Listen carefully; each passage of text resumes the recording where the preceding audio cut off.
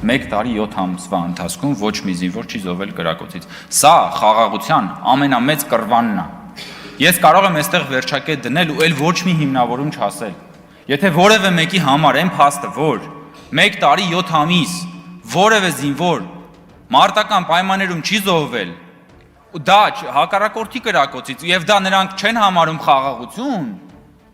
ուրեմն պետք է ընդհանրապես մտածել, այս մարդկանց իրական շահը ո՞րն է, այսինքն այդ մարդկանց իրական շահը այն պիտի լիներ, որ զինվորներ զոհվեին,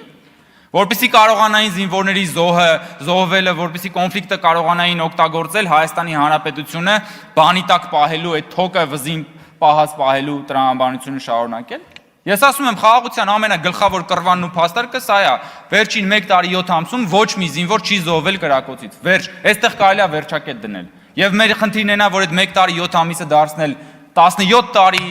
50 տարի, 100 տարի։